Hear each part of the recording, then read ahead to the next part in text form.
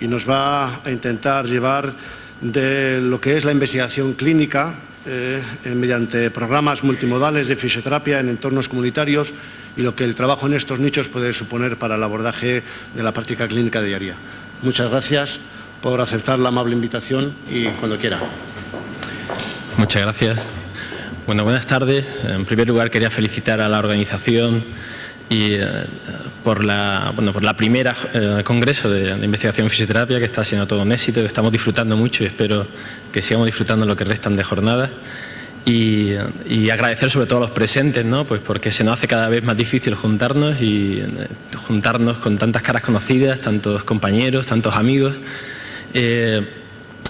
especialmente a aquellas personas que han pensado que teníamos aquí algo que decir, ¿no? Entonces, como el título de la ponencia, el diagnóstico en fisioterapia de laboratorio de la clínica, he intentado hacer algo relativamente esquematizado, traerme 4 ejemplos literales de los experimentos que estamos montando en el laboratorio y que van directamente pensados para que tengan su rápida transferencia a la clínica, ¿no? En la presentación voy a intentar hacer 3 apartados. Un primer apartado para comentar el concepto de investigación translacional y cómo estamos intentando llevarlo a la fisioterapia como un concepto de investigación que no quede tan lejos los grupos de investigación básica o aplicada, que muchas veces nos parece ciencia ficción, de la práctica clínica diaria, pues que también los ensayos clínicos tan magníficos que se ven publicados por ahí, pues son verdaderamente complejos de llevar a cabo y nunca llegamos a tener esos grandes niveles de evidencia con grandes ensayos clínicos que demuestren lo efectivo que son muchos los tratamientos que vemos en el día a día en la consulta, ¿no? Tenemos una segunda parte más orientada al estado del arte, un pequeño repaso de aquellos sistemas. Yo voy a centrar sobre todo los sistemas de movimiento humano que entran dentro del sistema de la función, el sistema de la función dentro del sistema del diagnóstico como clasificación internacional de la función, en ese enfoque biopsicosocial que ya se repasó ayer de mañana. Y luego contaremos 4 ejemplos de los 4 últimos experimentos que tenemos en cocina y que estamos ahora mismo pues trabajándolos y que son temas que especialmente a mí me apasionan y espero no ser muy denso con ese tema. Bien, pues la perspectiva actual en fisioterapia, pues como se ha hablado a lo largo de estas jornadas, pues sí que requiere ofrecer puentes, ¿no? Desde la medicina basada en la evidencia o el concepto más cercano de fisioterapia basada en la evidencia, donde de alguna forma se estratifica, ¿no? Ahí el ejemplo un poco de la pirámide, se estratifican los distintos niveles de pruebas, es decir, qué pruebas tenemos verdaderamente para,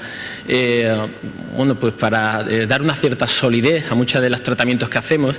Y con esto quiero echar también una lanza, que es muy criticado el concepto de medicina basada en la evidencia, porque verdaderamente hay muchos tratamientos que no tenemos pruebas sólidas y eso no quiere decir en ningún momento que no sean lo suficientemente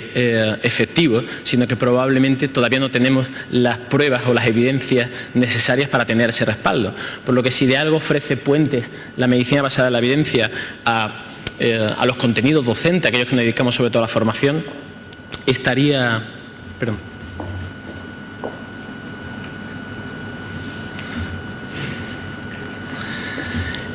El peso que da la medicina basada en la evidencia tal vez sea garantizar aquellas cosas que ya están lo suficientemente demostradas para que entren dentro de los contenidos docentes, ¿no? En este sentido, pues comentar a algunos compañeros docentes de universidades andaluzas que están aquí presentes, pues que han trabajado en un esfuerzo importante en proyectos de innovación docente de incorporar cada una de las afirmaciones que se dan en las aulas y en las asignaturas vayan respaldadas de un nivel de un nivel de evidencia lo suficientemente contrastado para que entren en esas guías de práctica docente, ¿no? En el mundo de la investigación y el desarrollo, pues añadir no solo la investigación, sino que verdaderamente en algunas áreas de la fisioterapia aplicada se desarrollan sistemas nuevos de análisis de movimientos, sistemas nuevos de diagnóstico y sistemas nuevos que, aunque vienen transferidos de otras áreas de investigación, como pueden ser la ingeniería biomédica, como pueden ser la aviación o como pueden ser la física pura, pues verdaderamente se empiezan a desarrollar herramientas que directamente nacen en el seno de la fisioterapia, ¿no? y sobre todo en la práctica clínica, ¿no? Pues porque no podemos hablar de diagnósticos en fisioterapia y yo no va a ser objeto de la presentación, pero la investigación tal vez cualitativa nos da una cantidad de información, de vivencia desde el punto de vista del paciente que no están incorporadas en esta presentación, pero tal vez en el día a día, sobre todo aquellos que tienen una gran experiencia clínica y son muy inductivos, pues de alguna forma sacan sus propias conclusiones y eso no puede vivir de espalda a lo que serían estos nuevos procedimientos de fisioterapia o estas nuevas preguntas de investigación o estos nuevos contenidos docentes, ¿no? Quería traer aquí el concepto de investigación translacional, que sé que muchos conocéis, pero que tal vez es nuevo en el mundo de la fisioterapia. Incluso las líneas estructurales del marco de investigación y desarrollo e innovación europeo ya orienta a que determinados fondos y líneas de financiación vayan exclusivamente dirigidas a los grupos que están orientados a la investigación translacional, que se traduciría como una investigación que trata de llevar la investigación que se desarrolla en el laboratorio,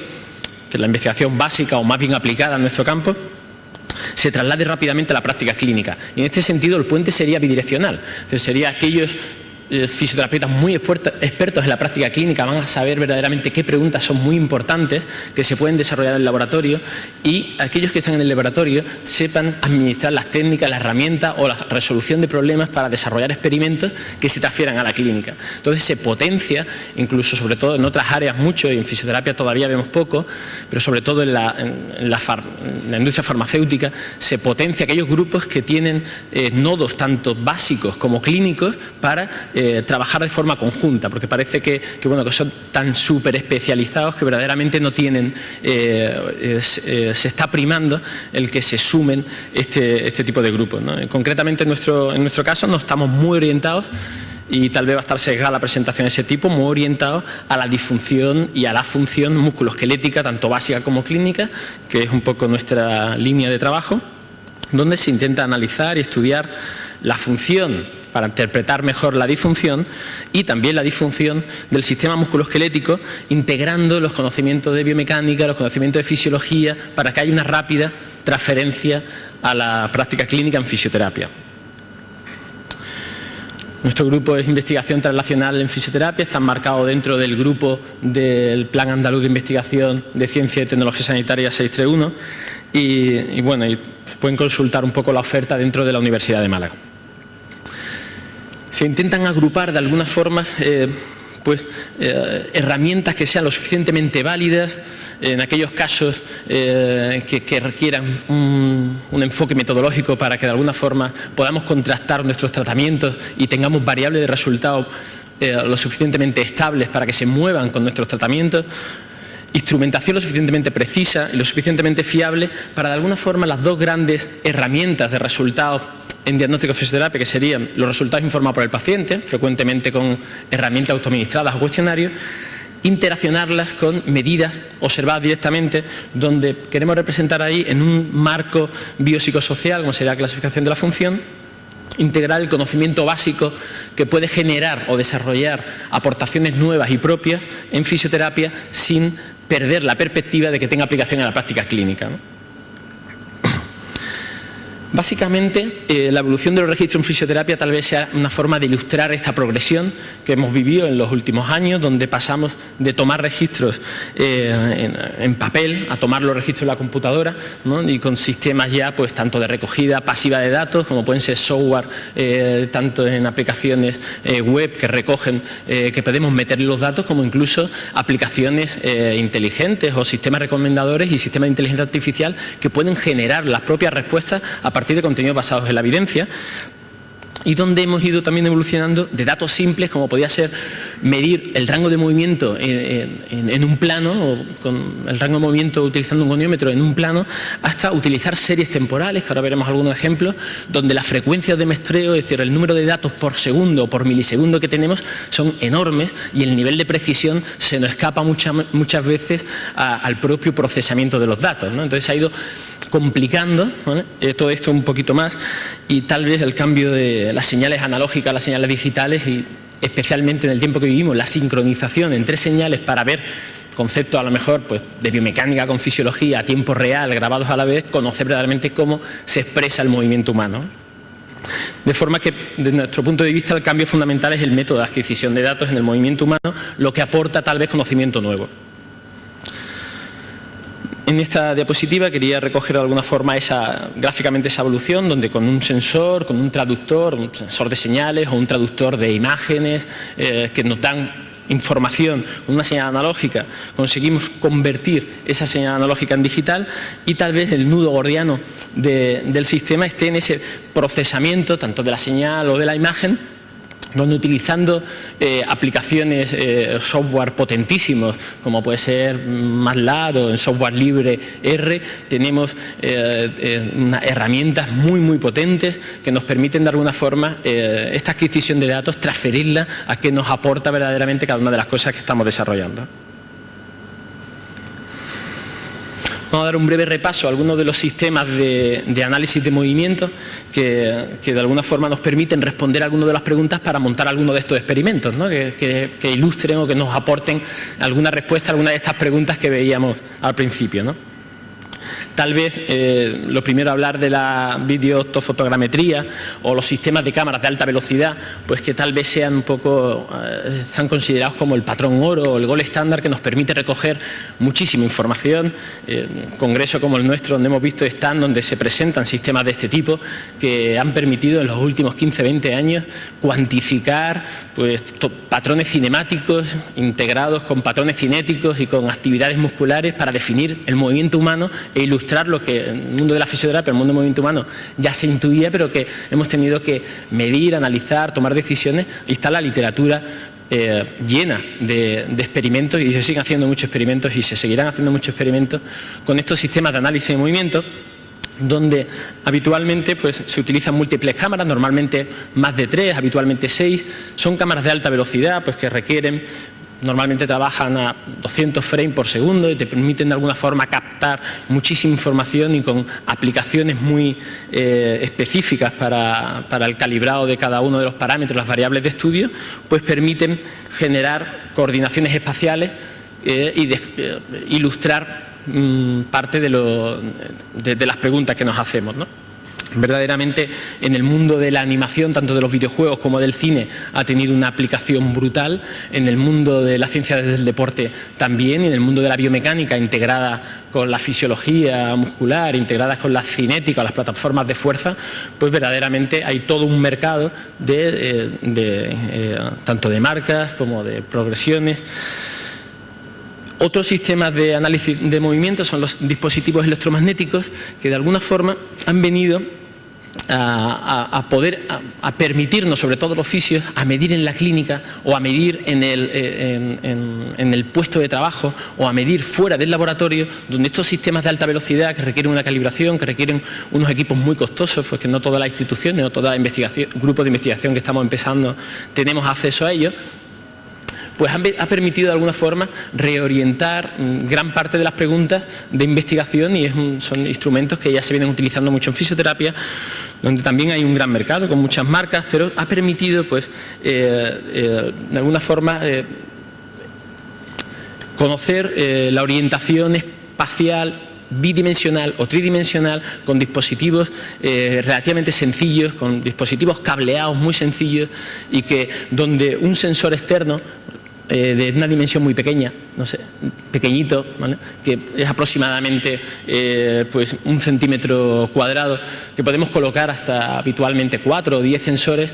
con un cableado, con una señal totalmente estable, nos permite, con respecto a una fuente, tener un sistema de coordinación local, un sistema de información local y un sistema de información global, y con un sistema de coordenadas pues simplemente analizar cualquier dispositivo de movimiento en el espacio. Aquí ya hay muchos fisioterapeutas hace 10, 15 años que empezaron a estudiar con dispositivos electromagnéticos de este tipo, a cuantificar bidimensional y tridimensionalmente, sin disponer del laboratorio, de muchísimas de esta información de movimiento. Incluso se ha aplicado en los laboratorios de biomecánica, ¿no? Tal vez para nosotros el instrumento que nos está dando de alguna forma más oportunidad de trabajo sean los sensores inerciales en miniatura, donde hay muchos sistemas híbridos que incorporan normalmente o acelerómetros bidimensionales o tridimensionales, junto con giroscopios, junto con inclinómetros, en espacios muy pequeñitos, esto pueden ser espacios de 2 por 3 centímetros, ¿vale?, donde los sistemas incorporan magnetómetros como los dispositivos electromagnéticos anteriores, junto con inclinómetros, junto con acelerómetros, y tenemos pues de los 4 canales de los 3 canales de movimiento, 3 informaciones, y a tiempo real tenemos 9 variables que de alguna forma nos están dando información constante de la cinemática. Son dispositivos relativamente pequeños, relativamente estables de medir, con muy pocas limitaciones, salvando los campos magnéticos que puedan interferir en aquellos que incorporan magnetómetros. Y de alguna forma, para nosotros, quería contar algunas de las experiencias que estamos teniendo con estos dispositivos, porque creo que abre un gran campo de la fisioterapia, porque son dispositivos pequeñitos que de forma autónoma, con una pequeña batería de 9 voltios, pues se puede llevar uno a la clínica, a la consulta, y es relativamente sencillo. Aquí os quería presentar pues, una revisión sistemática que ha sido publicada en Physical Therapy Review, donde de alguna forma hemos intentado, perdonar que ahí se ha descuadrado un poquito las variables, pero hemos intentado revisar todos aquellos estudios donde, utilizando dispositivos considerados gold estándar o considerados de la videostometría como alta velocidad, comparado con sensores inerciales, ha demostrado tener una suficiente fiabilidad en los distintos planos del espacio, que ahí aparecen representados como yaw, pitch y roll, que sería X y Z. Y para tener una visión general del estado del arte, en qué movimientos y en qué tareas funcionales ha sido ya de alguna forma validado o estudiada su estabilidad de la medida sin tener que pasar a repetir los estudios de cinemáticos de alta velocidad. Esto nos ha permitido de alguna forma, tras revisar todo el estado del arte, ver el enorme potencial que tiene de transferir fuera del laboratorio, ¿vale?, y sobre todo en la práctica clínica, pues valoración del movimiento con todas las preguntas que los fisioterapeutas muchas veces no hemos medido unidimensionalmente o hemos registrado pues con datos cuantitativos pues que tenían una variabilidad de medida bastante alta, ¿no? Aquí os traigo algunas de las experiencias con sensores inerciales, donde, bueno, esto es uno de los experimentos donde, colocando un sensor inercial, que ahí se ve la pila de 9 voltios, colocado sobre un modelo anatómico en la cabeza, pues intentamos hacer un estudio para ver la cinemática, es decir, las series temporales. Ahí aparecen en los 3 ejes, en X y Z, la distinta aceleración angular expresada en grados por segundo, la aceleración angular de las distintas manipulaciones de alta velocidad que habitualmente utilizamos los fisioterapeutas para nuestro tratamiento, ver hasta qué punto teníamos una fiabilidad entre terapeutas o entre terapeutas con sentidos y mano dominante para explorar la fiabilidad de dispositivos tan precisos desde el punto de vista de la medida, hasta qué punto podíamos implicarlos dentro de la metodología de la concordancia, la estabilidad de la medida, para que fueran utilizados como variables de resultado en proyectos tanto de investigación sobre eficacia como de docencia para la enseñanza de las técnicas, ¿no? En estos experimentos, contaros también, pues, os traigo otro ejemplo donde aquí se comparan dos técnicas de manipulación cervical, la técnica conocida de alta velocidad y baja amplitud, conocida como down load o pendiente abajo, comparada con la técnica up slow, ¿no?, de pendiente arriba, donde gracias en el espectro, en este caso sería la gráfica de arriba, representa el espectro de desplazamiento en grados, y la gráfica de abajo representa la velocidad angular en grados por segundo. La línea roja será la rotación, la línea azul la flexo-extensión o la antero-retroflexión de la cabeza, y la línea verde la inclinación lateral. Se puede observar cómo durante la serie temporal en el espectro de desplazamiento podemos detectar perfectamente la línea de, no sé si marca, la posición premanipulativa, el aumento del desplazamiento y el aumento de la velocidad angular en el sentido de la manipulación, y la recolocación después de la técnica. Esto, que hasta ahora había pues 2 estudios que lo habían basado básicamente en el estudio de la cinemática, pero con cámaras de alta velocidad, es a nuestro conocimiento el primer estudio que incorpora sensores inerciales sobre, ya no sobre modelos como el ejemplo de antes, sino sobre personas con la rigidez que ofrecen a la manipulación, y que nos da una información cinemática probablemente diferente. Nos permite tanto interpretar esas técnicas que toda la vida hemos llamado de alta velocidad y baja amplitud, cuál es su velocidad, cuál es su amplitud, y crear patrones de lo que serían pues técnicas por el Nobel o técnica por el experto. Incluso estamos desarrollando experimentos donde la enseñanza de las técnicas de alta velocidad la estamos suplementando en un grupo de estudiantes con respecto a otros, con este feedback constante para que ellos puedan reproducir o copiar patrones cinemáticos, es decir, patrones de distinta velocidad, en distintas amplitudes, en distintas posiciones, con distintas manipulaciones, como suplemento a la enseñanza habitual por modelado, que siempre ha creado pues, verdaderamente en estas técnicas de difícil adquisición de competencia, siempre ha creado bastante dificultad, no tanto en transferir como en enseñarla, ¿no? Aquí la comparábamos con la técnica de Apple-Slow, donde a diferencia de la anterior, la Apple-Slow tiene un componente de rotación, ¿vale? Un componente de rotación, lo veis ahí con la línea roja, un componente de rotación muy alto, ¿vale? Y el gráfico de abajo representa pues, las diferencias significativas que se encuentran en la velocidad angular, en la aceleración, en la velocidad angular de grados por segundo, donde la técnica de Apple-Slow pues, tiene un componente de rotación muy alto frente a la de Doppler, que tiene un componente de inclinación, un componente equilibrado entre la inclinación y la rotación. Esto es algo que en la práctica clínica pues, decidimos una técnica u otra como algo habitual. En la enseñanza de las técnicas de terapia manual lo enseñamos de esta forma. La variabilidad de los pacientes es altísima y la variabilidad de los terapeutas también, pero hasta ahora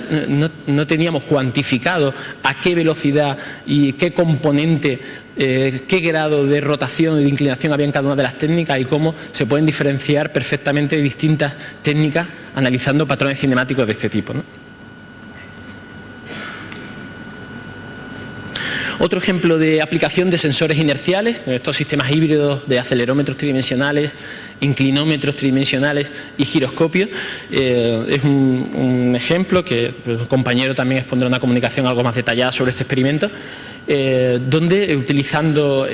los sensores inerciales que tienen una frecuencia de muestreo altísima y una precisión de medida muy alta, hemos intentado hacer la validez de criterio y validar externamente un dispositivo que todos llevamos encima, como puede ser un smartphone. En este caso fue un iPhone que tiene un acelerómetro que hemos intentado pues de alguna forma procesar todos los datos de la frecuencia de muestreo, no a tiempo real sino offline, utilizando un software automático de análisis, de ajustar cada uno de los parámetros de las medidas, donde en una prueba muy aceptada y validada en fisioterapia, como es el Time Up and Go, el levantarse una silla y andar, en este caso pues la versión extendida de 10 metros, con el objeto de buscar predictores cinemáticos, es decir, variables que nos permita identificar pues una persona que pueda ser frágil o que tengamos que trabajar más en una fase de una tarea funcional que en otra, nuestra intervención de fisioterapia, como puede ser el gesto de levantarse de la silla, el gesto de acelerar, el gesto de girar o el gesto de mantener el caminar. Nos permite aquí en el ejemplo pues ver los patrones, el patrón cinemático en el espectro temporal, cómo se comportan cada una de las variables que hemos intentado de alguna forma cuantificar, y nos permite en este caso pues validar con un teléfono simple un sistema de medida que nos permita estratificar el riesgo de caída o estratificar la evolución de una intervención orientada a mayores sobre el riesgo de caída o sobre tareas funcionales, simplemente utilizando dispositivos que llevamos en el bolsillo que ya incorporan acelerómetros, que no son dispositivos a lo mejor de la investigación básica, pero gracias a la cadencia, donde gracias a los sensores inerciales hemos validado los teléfonos móviles y los sensores inerciales fueron validados gracias a los sistemas de alta velocidad, pues sabemos hoy en día pues que la medida se mantiene lo suficientemente estable y tenemos al alcance de todos pues el incorporar estos dispositivos, esta ferretería dentro de nuestra práctica diaria, ¿no?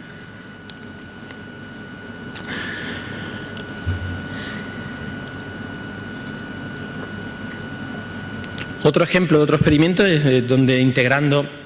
el procesamiento de imágenes, en este caso utilizando una sonda de ecografía junto con dispositivos electromagnéticos, aquellos que vimos al principio, no los sensores inerciales, sino los que van con cableado, fusionando, aquí se ve en la foto, no se aprecia del todo bien, pero la foto se ve el sensor del dispositivo electromagnético dentro de una pieza de madera, va sujeto al traductor, a la sonda del ecógrafo, y la información que ofrece el dispositivo electromagnético de movimiento, en este caso son pues en un estudio con vértebras de cadáver humano, pues conseguimos registrar el desplazamiento, en este caso intersegmentario, es decir, la movilidad entre las apófisis espinosas durante un movimiento de anteroflexión. Aquí se intentó, en este experimento, pues, desarrollar un nuevo sistema de rastreo de movimiento, donde, como todos los sistemas hasta ahora habían sido validados a través de la piel, y sabemos que la piel tiene un error pues, del propio deslizamiento de la piel, de todos los tejidos blandos, por muy preciso que fueran los dispositivos que colocábamos en la piel, ya sean sensores inerciales o ya sean sistema electromagnético de este tipo, hay un error en la medida por no tener la piel. Intentamos ir un poquito más allá, registrar con las sondas ecográficas el rastreo del movimiento del hueso, de la cortical del hueso, ¿vale? y con un análisis de transformación del sistema de coordenadas, donde con un sistema local, que es aquel que nos da la información del sensor que va pegado a la sonda del ecógrafo, con una fuente de referencia, que aquí se ve la fuente de referencia, es el sistema de coordinación global, es decir, lo que será nuestro GPS, ¿no? Pues sabemos verdaderamente con una precisión nanométrica el movimiento que ha habido durante el movimiento de antero y retroflexión intersegmentario en las vértebras in vitro. Esto es un sistema de calibración, ¿vale? Es solo calibrar el sistema de medida, donde el procesamiento, una vez más, de las imágenes es lo que nos permite verdaderamente tener una precisión lo más alta posible, ¿no? Siempre, como sabéis, por muy bien que intentemos hacer las cosas válidas, fiables, siempre hay el valor obtenido siempre es una suma del valor real más el error. Intentamos que el error sea lo más pequeño, pero siempre es una aproximación. Pues en la imagen intentamos, utilizando, pues en este caso, algoritmos complejos, donde hacemos correlaciones de píxeles de imágenes, y utilizando software complejo de matrices con el programa MATLAB concretamente, pues estos algoritmos nos permiten rastrear pues píxeles dentro de la trama ósea de la cortical, ¿vale? Y ese movimiento representado por las apófisis transversas se suma al movimiento del dispositivo de sistema local con respecto al sistema global, de forma que conseguimos un rastreo de movimiento entre las dos vértebras sin necesidad de, como hasta ahora había un único estudio en militares americanos con aguja de Kirchner sobre la apófisis espinosa, que verdaderamente en sujetos vivos había medido el movimiento intersegmentario. Es el primer estudio en nuestro conocimiento que mide de forma relativamente estable, con un error pequeño, pues aquí aparecen los grados de correlación en medidas repetidas, ¿vale? Con un valor, con movimientos entre los más o menos 15 grados de y retroflexión intersegmentaria en L4, L5, nos dio lo suficientemente fiable la metodología como para llevarla a hacerla en sujetos vivos, donde aquí representamos en un gráfico de estabilidad de la medida, pues bueno, pues que en 15 sujetos sanos, midiendo el grado de anteroflexión y retroflexión de este método de movimiento intersegmentario, pues ha sido lo que hemos considerado suficientemente fiable en medidas repetidas para solo el movimiento de intersegmentario durante la anteroflexión controlada de tronco. Otra experiencia es bueno, donde vamos sumando distintos dispositivos de biomecánica o de fisiología, donde de alguna forma el sistema de medidas de parámetros arquitectónicos o de arquitectura muscular, como se representa aquí, pues el thickness, ¿no? Lo que sería el ancho del músculo, o el ángulo de penetración, ¿no? El ángulo de las fibras que determina el vector por donde el momento de fuerza de los músculos van a generar verdaderamente la fuerza resultante. Son parámetros de arquitectura muscular conocidos en la ecografía biomédica, pero que integrados con dispositivos, bueno, pues dispositivos cinemáticos, ¿no? Muy conocidos también en la biomecánica, utilizando células de carga, e integrados con dispositivos de electromiografía, también muy utilizados. En el momento que conseguimos sincronizar distintos tipos de señales, ¿vale? Gracias a los software o a los triggers o interruptores para grabar las señales AB, nos permite sacar conclusiones como, pues bueno, concretamente este es un experimento donde pues usamos sujetos sanos y sujetos con problemas de espalda para, durante un test isométrico máximo, integrar integrar señales tanto cinéticas con el torque, con electromiografía, con ecografía, para ver verdaderamente si el ángulo de penación del erector espinae, como los paravertebrales más importantes que aportan más conocimiento sobre la función de la musculatura lumbar o el cisne muscular, había diferencias en la arquitectura muscular entre sujetos sanos, no sujetos sanos, y bueno, ya hemos encontrado pues que verdaderamente son variables que no tienen un comportamiento lineal, sino que tienen un comportamiento exponencial o que se atenúa a medida que las cargas son más altas. Sin embargo, hemos encontrado que tienen para otras áreas del saber, como pueden ser la ingeniería biomédica o la ingeniería con sistemas de modeling o sistemas de elementos finitos, donde la programación de simuladores informáticos, todas estas medidas le ha generado un interés especial para verdaderamente desarrollar simulaciones con parámetros de geometría o de actividad muscular basada en movimientos reales. Con lo que no hemos encontrado lo que esperábamos con los experimentos, porque no hemos encontrado diferencia entre lumbálgico y no lumbálgico, mecánicos no específicos, que son los que hemos medido, pero no hemos encontrado pues, que ha tenido un valor en otras áreas de conocimiento para los simuladores sobre todo con elementos finitos, que ha resultado interesante para ellos, ¿no? Y bueno, y tal vez como presente o futuro prometedor, pues sería complicar aún más el cuadro de mandos, ¿no? Es decir, ya no solo quedarnos con la biomecánica, no solo quedarnos con la fisiología, sino pues bueno, pues el torque a través de la cinética,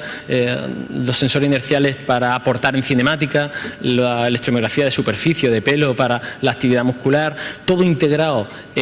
a tiempo real nos permitiría de una forma, pues aquí os traigo un ejemplo de un grupo de trabajo de la Politécnica de Hong Kong, donde de alguna forma intentan desarrollar cuadros de mando que a tiempo real, durante se está realizando la activación,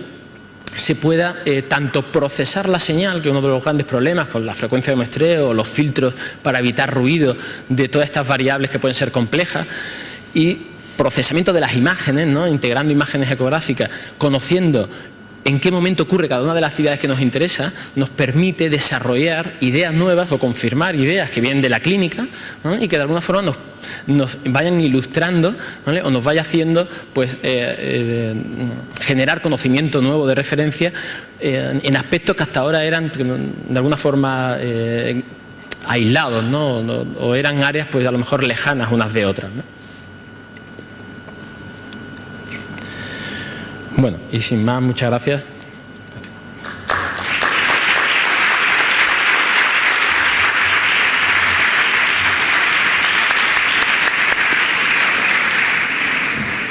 Muchísimas gracias, profesor Cuesta Vargas.